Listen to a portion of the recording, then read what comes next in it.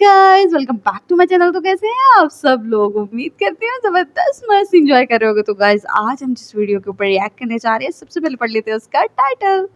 योगी के आने के बाद यूपी में क्या बदला? दी योगी रेवोल्यूशन इन यूपी। तो योगी जी के आने के बाद क्या क्या यूपी में बदलाव आए, क्या क्या चीज़ें हुई, किस तरह से हुई और किस तरह से जो पहले चीज़ें चल रही थी उनको रोका गया। काफ़ी मज़ेदार और इंटरेस्टिंग सी वीडियो होने वाली है, तो वीडियो में लास्ट तक जुड़े रहना क्योंकि डिस्कशन होगा हमेशा की तरह ज़बरदस्त। और चैनल को सब्सक्राइब भी कर लो। तो चलो चलकर देखते हैं योगी जी ने किस तरह से यूपी में बदलाव लेकर आए और क्या क्या चेंजेस आए। Let's get. जब योगी जी ने यूपी को टेक ओवर किया, मैं आदित्यनाथ योगी ईश्वर की शपथ लेता हूँ कि तब बुलडोजर हेडलाइंस में था। बड़ी खबर रामपुर से है, जहां अवैध निर्माण पर बुलडोजर एक्शन लिया गया। 93 दुकानों को बुलडोजर से गिरा दिया गया। एक्सप्रेसवे बस बातें थी। यूपी में बनेगा एक्सप्रेसवे का रिकॉर्ड। 9 नए एक्सप्रेसवे का प्रस्ताव फाइनल हो चुका है। यूपी की हालत इतनी खराब थी कि कोई बाहर की कंपनी यूपी में इन्वेस्ट ही नहीं करना चाहती थी। माफिया तो सरकार के ऊंचे ऊंचे पदों पर बैठे थे। देखिए, 5 संसद में 5 जेल में होने का मतलब है कि राजनीतिक सफर अच्छा चल रहा है। पुलिस से लेके नौकरी तक सब इनके ही कंट्रोल में था। लेकिन फिर कुछ ऐसा हुआ जिसने बस यूपी ही नहीं पूरे भारत को ही चौंका दिया। यूपी की सूरत ही नहीं बल्कि सोच भी बदल गई। कुछ साल पहले तक यूपी को लेकर नेशनल परसेप्शन एकदम क्लियर था। Politics heavy, lawless and low on progress. यहाँ पर डेवलपमेंट शब्द भी मजाक में लिया जाता था क्योंकि ग्राउंड पर कुछ दिखता ही नहीं था। डेवलपमेंट के नाम पर बस पेपर वर्क ही होते थे। यही वजह थी कि जब योगी आदित्यनाथ ने सीएम की कुर्सी संभाली तो सवाल सिर्फ ये नहीं था कि वो क्या करेंगे, बल्कि सवाल ये था कि क्या वो कुछ कर पाएंगे। क्योंकि गवर्नेंस एक चुनाव जीतने से नहीं, ग्राउंड बदलने से साबित होती है, और यूपी जैसे जटिल स्टेट में तो और भी ज्यादा। इसीलिए जब सबसे पहला बदलाव इंफ्रास्ट्रक्चर में दिखा तो बहुत सारे लोगों को लगा कि शायद पहली बार किसी ने सही जगह से शुरुआत की है। हाईवेज और एक्सप्रेसवेज को लेकर जो पेस दिखा वो अचानक से नहीं आया। ये pre clear land, banks, political wheel और अनइंटरप्टेड एग्जीक्यूशन का नतीजा था। और यह वही मोमेंट था जब लोगों ने सोचना शुरू किया कि यूपी सच में मूव कर रही है। Purvanchal expressway, Ganga expressway, Bundelkhand expressway, ये सिर्फ कंक्रीट के रास्ते नहीं, नैरेटिव के रास्ते थे। और लॉन्च के साथ यूपी के अलग अलग हिस्से नेशनल लॉजिस्टिक मैप से कनेक्ट होते गए। जहाँ पहले एक जिले से दूसरे जिले की ट्रेवल टाइमिंग ही 6 घंटे लगती थी, अब वही सफर एक्सप्रेस रूट से 2-3 घंटे में समाप्त हो जाती। इससे सिर्फ ट्रेवल नहीं बल्कि पूरे स्टेट की इकोनॉमी रिवाइव होने लगी। कनेक्टिविटी अब एक पॉलिटिकल एजेंडा नहीं, लोगों की एक्चुअल कन्वीनियंस बन चुकी है। इस पूरे फिजिकल ट्रांसफॉर्मेशन का सबसे पावरफुल साइन था एयरपोर्ट डेवलपमेंट। वाराणसी और लखनऊ जैसे पुराने हब्स को मॉडर्न किया गया तो वहीं कुशीनगर और अयोध्या में नए इंटरनेशनल एयरपोर्ट ने पूरी जियोग्राफी बदल दी। एक वक्त था जब लोग कहते थे कि यहाँ पे कौन ही आएगा, अब एयरलाइंस खुद रूट ढूंढ रही है और होटल्स लॉन्ग टर्म प्लान्स बना रहे हैं। टूरिज्म और ट्रेड दोनों सेक्टर को ये एयर कनेक्टिविटी ने न्यू कॉन्फिडेंस दिया है। अब पहली बार लग रहा है कि यूपी सिर्फ रहने की नहीं बल्कि आने की भी जगह बन गई है। लेकिन इंफ्रास्ट्रक्चर की बात वहीं अधूरी लगती है जब इसे टूरिज्म से न जोड़ा जाए। और यहाँ योगी मॉडल ने रिलीजन को स्मार्टली इकोनॉमी से जोड़ा। अयोध्या, काशी, मथुरा ये नाम सिर्फ धार्मिक ही नहीं बल्कि कॉमर्शियल हॉटस्पॉट भी बन चुके हैं। घाट की सफाई हो, इलेक्ट्रिफिकेशन हो या सिक्योरिटी, हर चीज को मैनेज करना यूपी सरकार के लिए सिर्फ रिस्पॉन्सिबिलिटी नहीं, इन्वेस्टमेंट अपॉर्चुनिटी बन गई है। डिपार्टमेंट ऑफ रिलीजियस अफेयर का बनना सिंबॉलिक नहीं था, वह पूरा सेक्टर तैयार करने का स्ट्रेटेजिक हिस्सा था। इस शिफ्ट का सबसे विजुअल एग्जांपल बनारस बना। जो शहर कभी नैरो लेन्स, अनमैनेज ट्रैफिक और ओवर पॉपुलेशन का चेहरा था, वो आज घाट इल्यूमिनेशन, कॉरिडोर वाइडनिंग और डिजिटल टिकटिंग सिस्टम के लिए जाना जा रहा है। कुंभ जैसे आयोजन अब सिर्फ धार्मिक नहीं बल्कि टूरिज्म इंडस्ट्री के लिए मैसिव इनकम साइकिल है। छोटे vendors, travel guides, hotels, logistics सबको इसका फायदा मिला। यूपी ने पहली बार धर्म को सिर्फ भावना से नहीं ब्लूप्रिंट की तरह हैंडल किया। लेकिन डेवलपमेंट सस्टेनेबल नहीं होता अगर ग्राउंड पर डर बना रहा है। और यूपी की सबसे गहरी बीमारी थी लॉलेसनेस। जिन इलाकों में पुलिस की मौजूदगी डराने के लिए नहीं बल्कि खुद डर से बचने के लिए होती थी, वहाँ सिस्टम विजिबल एक्टिव है। Police reforms, digital FIRs, women helpline, ये सब अचानक नहीं आए। क्रिमिनल्स को सिग्नल देना था कि अब यहाँ पे गेम ओवर है। और ये काम बिल्कुल सीधा किया गया। किसी ने इस अप्रोच को बोल्ड कहा तो किसी ने इसे एग्रेसिव, लेकिन रिजल्ट से कोई इंकार नहीं कर पाया। लॉ एंड ऑर्डर का सीरियसनेस का अंदाजा आप इस बात से लगाओ कि जो नाम पहले जिलों पर कंट्रोल रखते थे वो नाम या तो अब जेल में है या फिर खबरों से गायब है। बुलडोजर बस एक सिंबल नहीं था, वो पूरे सिस्टम को एक मैसेज था कि इलीगल पावर अब टॉलरेट नहीं होगी। क्रिटिक्स कहते हैं कि ये हैवी हैंडेड है और सपोर्टर्स इसे ओवरड्यू करेक्शन मानते हैं जो पहले किसी ने करने की हिम्मत नहीं। वोमेन सेफ्टी वो एरिया जो यूपी की सबसे वीकेस्ट साइड रही है। ईव टीचिंग से लेकर रेप तक नंबर भयानक थे और ट्रस्ट ऑलमोस्ट जीरो था। पर पिछले कुछ सालों में जो शिफ्ट आया है वो ग्राउंड बिहेवियर में दिखता है। महिलाएं अब पब्लिक ट्रांसपोर्ट में कॉन्फिडेंस दिखती हैं। हॉस्टल्स, ऑफिसेस और कॉलेजेस में प्रेजेंस स्टडी बढ़ी है। पुलिस रिस्पांस फास्ट है और हेल्पलाइन रियल टाइम पर काम करती है। यूपी अब धीरे धीरे ऐसा राज बन रहा है जहां डर की जगह कॉन्फिडेंस ले रहा है। लेकिन अगर हेल्थ सिस्टम बदला नहीं होता तो कोई भी डेवलपमेंट हॉलो होता। यूपी में पीएचसी बंद पड़े होते थे और डिस्ट्रिक्ट हॉस्पिटल में बेसिक एक्सरे तक अनअवेलेबल था। अब मल्टीपल न्यू मेडिकल कॉलेज बन चुके हैं और डायग्नोस्टिक लैब्स एक्टिव हैं। एम्बुलेंस गूगल मैप से ट्रैक होती हैं और रेफरल सेक्सुअल ट्रीटमेंट्स में बदल चुकी हैं। कोविड ने इस सिस्टम की परीक्षा ली लेकिन सरप्राइजिंगली ये टूटने की बजाय इवॉल्व हो गया। हेल्थ में इंप्रूवमेंट का असर सिर्फ शहरों में नहीं, रूरल यूपी में भी विजिबल देखा गया है। जहाँ पहले गांव की हेल्थ फैसिलिटी सिर्फ नाम की होती थी, अब वहाँ regular medicine supply, NM visits और अवेयरनेस ड्राइव्स हो रहे हैं। इम्यूनाइजेशन प्रोग्राम को सीरियसली लिया गया और मैटरनल केयर जैसे इशू को लोकल लेवल पर एड्रेस किया गया। यूपी पहली बार हेल्थ इंडिकेटर में नेशनल लिस्ट में ऊपर चढ़ने लगा। लेकिन ट्रांसफॉर्मेशन सिर्फ हॉस्पिटल या रोड से नहीं होता। सिस्टम तब बदलता है जब उस स्टेट के यूथ शिफ्ट करें। यूपी का यूथ सालों से माइग्रेट करता आ रहा है दिल्ली, गुजरात, मुंबई, क्योंकि यूपी में जॉब का मतलब था या तो जुगाड़ या तो घूस। लेकिन पिछले कुछ सालों में सरकारी भर्ती में ट्रांसपेरेंसी बड़ी बात बनी। यूपी पीसीएस, यूपी ट्रिपल जैसी बॉडीज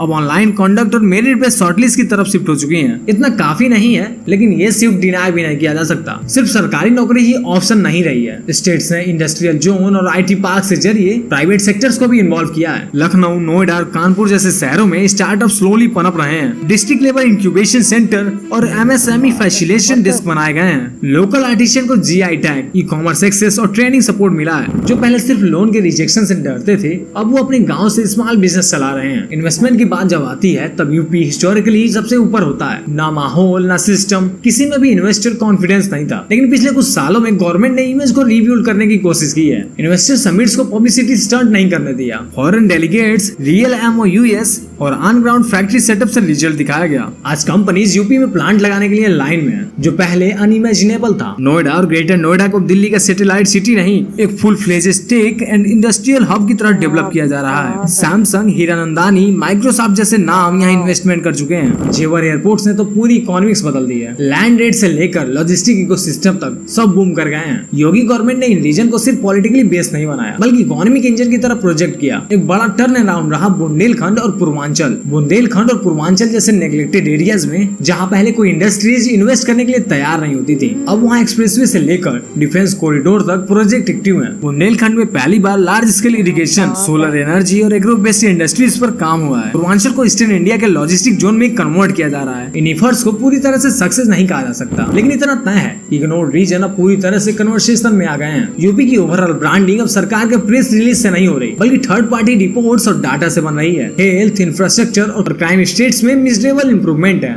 लेकिन साथ ही साथ कुछ सवाल भी लगातार उठ रहे हैं। क्या ये सारे के सारे बदलाव सरफेस लेवल है या डेप्थ में भी सिस्टम बदला है? क्योंकि डेवलपमेंट का रियल टेस्ट वही है जब एक कॉमन आदमी को भी बिना रिच के फुल एक्सेस मिले। इस बीच कुछ सेगमेंट्स ने इसे लेकर डिसेंट्स में दिखाया, स्पेशली जो ग्रुप जो पहले ब्यूरोक्रेसी या लोकल पावर में थे अब उन्हें लगता है कि सिस्टम उन्हें बाईपास कर रहा है। कुछ कह रहे हैं कि डेवलपमेंट थ्रू सप्रेशन है तो वहीं कुछ का मानना है कि पहली बार कानून सबके लिए एक जैसा है। यहाँ प्रिस्क्रिप्शन का गेम अलग अलग चल रहा है जो शायद इस पूरी ट्रांसफॉर्मेशन को और इंटरेस्टिंग बना देगा। मीडिया भी अब यूपी को उस नजर से नहीं देखती जिस नजर से 2015 और 2010 के बीच में देखा करते थे। अब न्यूज चैनल ग्राउंड रिपोर्ट में एक्सप्रेसवे, टेम्पल, लॉ ऑर्डर का एंगल लेते हैं और फॉरेन मीडिया भी यूपी को सीरियस पॉलिटिकल इकोनॉमिक केस मानने लगी है। ये बदलाव अचानक नहीं आया, इसे कंसिस्टेंटली क्रिएट किया गया है। हमें पसंद हो या ना हो, आज यूपी नेशनल डिस्कोर्स में फ्रंट सीट पर बैठा हुआ है। डिजिटल गवर्नेंस की बात करें तो यूपी ने इस मोर्चे पर सरप्राइजिंग काम किया है। Digital locker, property registration, caste income certificate, FIR filing, सब कुछ ऑनलाइन पॉसिबल है। District level NIC units active हैं और लोकल स्टाफ भी ट्रेंड किया गया है। अब क्लियरली ब्राइबेरी जैसी चीजें शार्पली रिड्यूस हुई हैं। लोगों को लगता है कि काम हो रहा है, बस सिस्टम समझ आना चाहिए। ट्रांसपेरेंसी सिर्फ एक वर्ड नहीं बल्कि वर्किंग स्ट्रक्चर बन गया है। But every progress comes with compromises और ये यूपी में भी दिखा है। लॉ एनफोर्समेंट जितनी मजबूत हुई है उतना ही दबाव सिविल लिबर्टी डिस्कशन पर भी आया है। कुछ अरेस्ट लेकर कंट्रोवर्सीज भी हुई। क्या एक्शन जस्टिफाइड था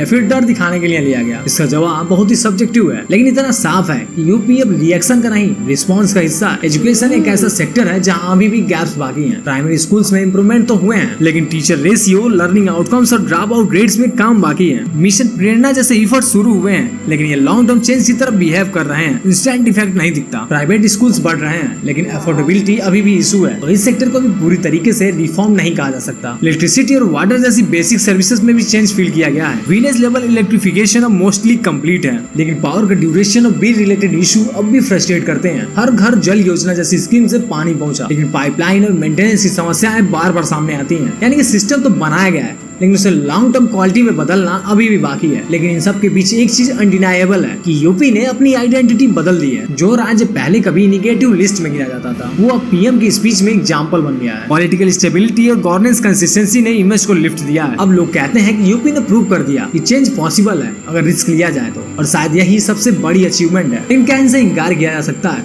बिल्कुल नहीं। यूपी का नया चेहरा बहुतों को इंस्पायर कर रहा है और बहुतों को अनकंफर्टेबल भी कर रहा है। पर एक बात तो साफ है, अब यूपी वो नहीं रहा जो 10 साल पहले हुआ करता था, और शायद अब फिर कभी होगा भी नहीं। वैसे यार, आपको क्या लगता है, यूपी में कोई बदलाव हुए हैं या नहीं? कमेंट में जरूर बताइएगा। वाओ! हमें इतना तो आइडिया था कि योगी महाराज के आने के बाद यूपी में बहुत सुकून आ गया हुआ है। काफ़ी चीज़ें जो है ना, एक टाइम पे 2010 से लेकर 2015 के राउंड अबाउट में जो चीज़ें, जो दंगे फसाद और जो चीज़ें देखने को मिला करती थी, न्यूज़ में आया करती थी, मतलब यूपी को उस लेवल पर नहीं रखा जाता था। लेकिन योगी महाराज के आने के बाद चीज़ें कितनी सुधरी।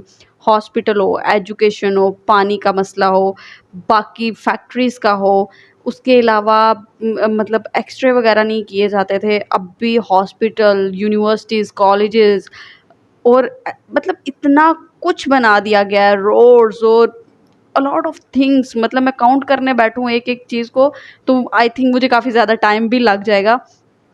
लेकिन बेस्ट पार्ट इज़ के सुधार आया है, चीज़ें हुई हैं, काफ़ी बेहतर हुई हैं बहुत ज़्यादा। और जो 19-20 अभी रहती हैं, कुछ ज़ाहिर है अभी इतने टाइम से इधर तक अभी तक नाम पहुंच चुका हुआ है, लेकिन जो बाकी थोड़ी बहुत रहती हैं वो भी कवर हो जाएंगी। और अब भी जो है हम मोदी सर के मुंह से भी सुनते हैं यूपी के बारे में, योगी सर की तारीफ सुनते हैं हम कि इस तरह से, जिस तरह से यूपी में चीज़ें बदली हैं, उस तरह से बाकी साइड्स पे भी चीज़ें जो हैं वो चेंज होनी चाहिए, उस तरह से सफाया होना चाहिए।